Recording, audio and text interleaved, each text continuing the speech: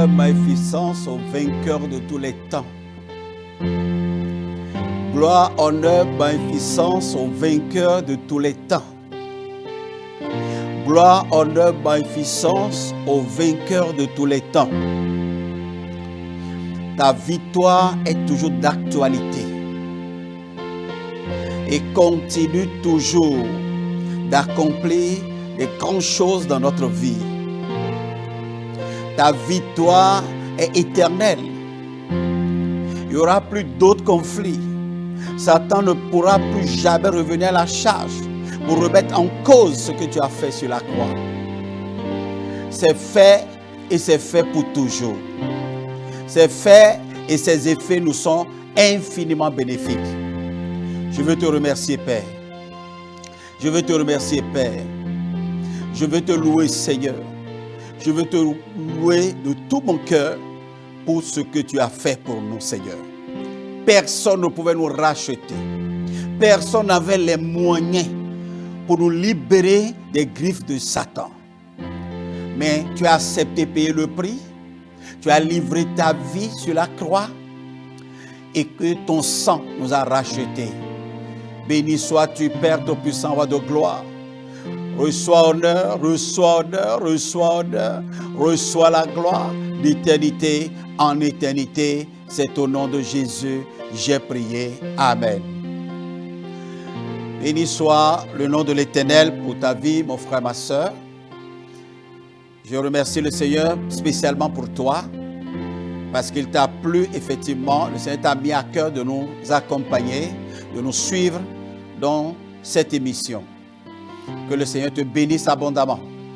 Alors encore, nous sommes là ce jeudi pour continuer dans la même pensée, sur le même thème, l'arme d'attaque du croyant, l'épée de l'esprit qui est la parole de Dieu. Et aujourd'hui, nous voulons parler du conflit. On veut parler du conflit qu'il y a eu entre Satan et Jésus dans le désert. Chacun était venu avec son âme. Chacun était aguerri, bien équipé avant de se positionner sur le terrain de combat. Et frères et sœurs dans le Seigneur, chacun a commencé par brandir son âme, par faire usage de son âme. Mais il est mieux de bien s'entraîner et de bien connaître son âme avant de se pointer sur le terrain de conflit. L'arme d'attaque n'a pas changé. Jésus n'a pas changé, il n'a pas choisi une autre âme. Il a pris la même âme le jour du conflit. La Bible nous dit que dans Matthieu chapitre 4, à partir du verset 1, la lecture est un peu longue, c'est pour cela, alors que nous sommes très limités. Veuillez quand même vous donner un peu de plaisir à faire cette lecture à la maison. Jésus n'a pas changé d'âme contre Satan. Il est venu avec la même âme. Il est venu avec l'âme habituelle, l'épée de l'esprit qui est la parole de Dieu. Pourquoi vouloir changer une âme qui est utile, qui est efficace? Pourquoi vouloir changer une âme que vous maniez très bien? Pourquoi vouloir changer une âme qui vous sied parfaitement? Pourquoi beaucoup de personnes changent d'âme aujourd'hui? Pourquoi vous voulez varier les âmes aujourd'hui? Jésus n'a pas changé d'âme. Il a utilisé la même âme qui est l'épée de l'esprit, la parole de Dieu. Dans tous les conflits, toutes les apparitions de Satan, il a utilisé la parole de Dieu. Pourquoi est-ce que nous nous plaisons aujourd'hui à changer d'âme? Pourquoi voulons-nous imiter le monde pour changer d'âme? Pourquoi est-ce que nous aimons véritablement copier ce qui ne nous sied pas? Pourquoi imiter ce qui n'est pas conforme à changer d'âme? Je veux relire à Hébreux chapitre 4, le verset 12, qui nous donne tellement de détails sur l'âme. En effet, la parole de Dieu est vivante et efficace. L'âme, l'épée de l'esprit est vivante. C'est une épée vivante. Ce n'est pas seulement un bout de fer avec une poignée. L'épée de l'esprit. L'épée de l'esprit. Ce n'est pas seulement un objet, mais c'est une âme vivante. Une âme qui collabore, qui écoute. C'est une âme qu'on peut orienter. C'est une âme qu'on ordonne. Elle est efficace parce qu'elle atteint toujours sa cible. Elle est efficace parce qu'elle joue toujours son rôle. Elle atteint son but. Ça, c'est l'auteur du livre d'Hébreux qui nous donne ces détails sur l'âme. Elle dit, elle est tranchante. Tranchante. Elle dit, elle coupe tout. Elle coupe le fer, elle coupe l'acier, elle coupe l'or, elle coupe le bronze, elle coupe tout. Il n'y a rien qu'elle ne peut pas couper, quelle que soit la dureté de la chose, quelle que soit la force de la chose, la ténacité de la chose. Elle coupe tout. Pourquoi veux-tu laisser l'âme qui coupe tout? L'âme aussi tranchante, l'âme aussi efficace pour aller chercher notre âme. Reprends-la, frère. Dans le conflit contre Satan, Jésus ne l'a pas déposé. Dans le conflit, dans le désert, Jésus a préféré celle-là. Jésus a préféré l'âme de l'esprit. Jésus a préféré l'âme de l'esprit. Oh, Jésus a préféré la parole de Dieu. Combien de temps consacres-tu à la parole de Dieu? C'est ton âme. C'est ton âme dans tous les combats. Dans tous les combats. Combien de temps consacres-tu à t'entraîner avec cette âme? Combien de temps la récites-tu? Combien de temps la mémorises-tu? Combien de temps passes-tu avec ton âme? Le jour du combat, puisque tu l'as négligé, le jour du combat, tu en auras besoin. Parce que Satan était venu avec son âme. Mais c'était avec une âme corrompue. Une âme corrompue. Il citait mal les Écritures et Jésus le ramenait à l'ordre. Quand il dit il est écrit, Jésus lui dit il est aussi écrit. Aïe, il est aussi écrit. Il ne maîtrise pas son âme. Il a une âme dont il ne maîtrise pas les contours, le fonctionnement. Il y a des secrets sur son âme qu'il ne connaît pas. Connais-tu ton âme, frère? Connais-tu ton âme, sœur? Toi qui m'écoutes, toi qui me regardes, connais-tu réellement ton âme? Tu as une Bible, je le sais. Tu viens d'acheter une nouvelle, je le sais. Tu as plusieurs versions, je le sais. Mais laquelle des versions tu utilises le plus? Quels sont les propos qui sortent de ta bouche? Est-ce que c'est des propos bibliques? Est-ce que ton âme est efficace? Est-ce que ton âme est tranchante? Est-ce que ton âme est une âme efficace? Es-tu habitué à ton âme?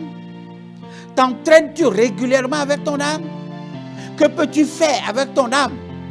Mon frère, ma soeur, dans le conflit contre l'ennemi, Jésus n'a pas utilisé plusieurs âmes. Il a utilisé la même âme, l'épée de l'esprit, qui est la parole de Dieu, parce qu'il est bien habitué à cette âme. Dans le conflit, je veux te prier. Satan n'a pas nié l'autorité de la parole de Dieu. Jésus reconnaît l'autorité, l'efficacité de la parole. Satan également n'a pas nié. Mais la différence entre les deux, c'est que l'un maîtrise plus l'âme que l'autre. L'un maîtrise plus l'âme que l'autre. Quelle est la différence entre toi et Satan? Maîtrises-tu la parole? Maîtrises-tu la parole? Quand il dit, mais il est dit que si tu sautes d'ici, de cette montagne, il donnera l'ordre à ses anges de te porter sur tes ailes. Jésus lui a répondu. Ça, c'est la meilleure des répliques. Il a aussi dit, tu ne tenteras pas ton Dieu. Alléluia. Tu ne tenteras pas ton Dieu. Je ne doute pas de ce que j'ai à ma disposition des anges pour me porter. Mais quand ce n'est que pour éprouver, pour démontrer que mon Dieu est puissant, non, il n'a pas dit ça. Il ne m'a pas dit de le faire comme une démonstration extraordinaire devant les hommes pour montrer que je suis puissant. Non, il a dit non, il n'a pas dit ça. Dieu n'a pas parlé dans cet esprit. Parce que l'esprit d'une parole accompagne la parole. Alléluia. il a dit, il est dit, ne tentez pas votre Dieu en se jetant d'une montagne et dit, mais Seigneur, où sont les anges? Mais depuis là, je vais atteindre la terre. Oh, je vais me fracasser. Hein? Tu n'as pas envoyé les anges. Non, il a dit, il n'a pas parlé dans ce sens-là. Il a dit, dans le cas de force majeure, où une erreur me précipite du sommet d'une montagne, l'Éternel Dieu ordonnera à ses anges. Ce n'est pas pour démontrer que moi, enfant de Dieu, je suis puissant. Je peux tomber de cette montagne-là et vous allez voir, je n'aurai aucune blessure. Non, non, non. Il n'a pas parlé dans ce sens. L'ennemi a cité la parole, l'épée de l'esprit, hors l'esprit. Et Jésus l'a ramené à l'ordre. C'est de ça qu'il est question. Il faut maîtriser ton art, maîtriser ton épée, maîtriser toute l'efficacité de ton instrument. L'âme d'attaque du croyant, c'est la parole de Dieu, l'épée de l'esprit, utilisée de manière efficace, avec toute l'éthique que cela recommande. Je bénis le Seigneur pour ta vie, Seigneur. Frères et sœurs dans le Seigneur, va t'accoutumer avec ta parole. La Bible est ta propriété, tu l'as achetée. Utilise-la comme tu le veux, partout, en tout lieu, en tout temps, favorable ou non. En chemin, à la maison, au bureau, au marché, au dehors, partout. Entraîne-toi parce que tu ne connais pas le jour du combat.